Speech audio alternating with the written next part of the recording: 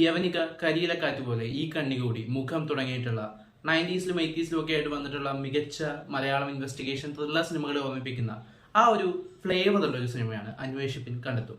Jinu V എബ്രഹാമിന്റെ തിരക്കഥയിൽ ഡാവിൻ കുര്യാക്കോസ് സംവിധാനം ചെയ്ത സിനിമയ്ക്ക് സംഗീത സംവിധാനം നിർവഹിച്ചിട്ടുള്ളത് സന്തോഷ് നാരായണനാണ്.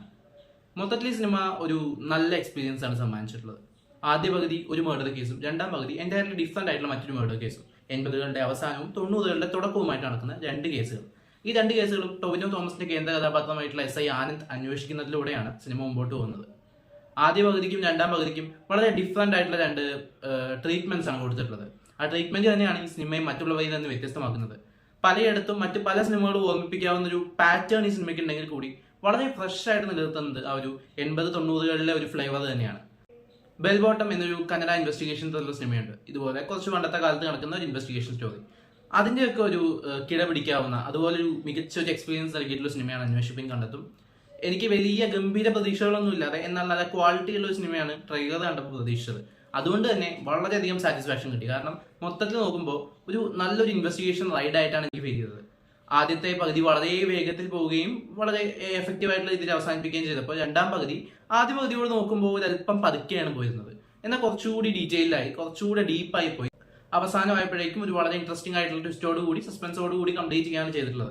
കഥാപാത്രത്തിനെ ഇൻട്രോഡ്യൂസ് ചെയ്യാനും അയാളുടെ പേഴ്സണൽ ലൈഫിന് വേണ്ടിയിട്ട് അധികം സമയം ചെലവാക്കാതെ അതൊക്കെ ഒരു പാട്ടിൽ ഉൾപ്പെടുത്തി തുടക്കത്തിൽ തന്നെ കാണിച്ചുകൊണ്ട് നേരിട്ട് കഥകളിലേക്ക് കടന്ന് എക്സ്പെരിമെന്റൽ ആയിട്ടുള്ള രീതിയിൽ തന്നെ വളരെ ബ്രില്യന്റ് ആയിട്ട് എഴുതി വെച്ചിട്ടുണ്ട് സിനിമ. 80-90കളിലെ പ്രകടനത്തിന് വേണ്ടിയിട്ടായിരിക്കാം കുറച്ചൊരു അതിഭാവുകത്വം ചില അഭിനേതാക്കളുടെ പ്രകടനത്തിൽ ഫീൽ ചെയ്തെങ്കിലും ചിലർക്ക് ഗംഭീരമായിട്ടുണ്ടായിരുന്നു. ഒരുപക്ഷെ ഞാൻ ആദ്യം മെൻഷൻ ചെയ്ത യവനിക, മുഖം, കരിയിലക്കാറ്റ് പോലെ ആ സിനിമകളുടെയൊക്കെ നായകന്മാരുടെ ഒരു പെർഫോമൻസ് സ്റ്റൈലിനെ റെഫർ ചെയ്തുകൊണ്ടാണ് ടൊവിനോ തോമസ് ഇതിൽ ചെയ്തിട്ടുള്ളതെന്ന് കാണുമ്പോൾ തന്നെ നമുക്ക് മനസ്സിലാവും. പക്ഷെ അത് വളരെ ബ്രില്യന്റ് ആയിട്ട് പുള്ളി ചെയ്തിട്ടുണ്ട്. ഏറ്റവും കൈയടക്കത്തോട് കൂടിയിട്ട് ആ കഥാപാത്രത്തെ നല്ല രീതിക്ക് അവതരിപ്പിച്ചിട്ടുണ്ട്. ആ കഥാപാത്രത്തിന്റെ ഇമോഷണൽ കാര്യങ്ങളൊക്കെ നന്നായിട്ട് സ്ക്രീനിൽ വന്നിട്ടുണ്ട്. ഇതിലെ മറ്റൊരു പോസിറ്റീവ് എന്ന് പറയുന്നത് ഇതിലെ തിരക്കഥയിലെ ക്യാരക്ടേഴ്സിന് കൊടുത്തിട്ടുള്ള ഡീറ്റെയിലിങ്സും കാര്യങ്ങളൊക്കെയാണ് അത്ര അങ്ങോട്ട് വിസിബിൾ അല്ലാത്ത, എന്നാൽ ചിന്തിച്ചു നോക്കുമ്പോൾ കുറേയധികം കാര്യങ്ങൾ ഇതിന്റെ ക്യാരക്ടേഴ്സിനെ പറ്റി കൊടുത്തിട്ടുണ്ട്.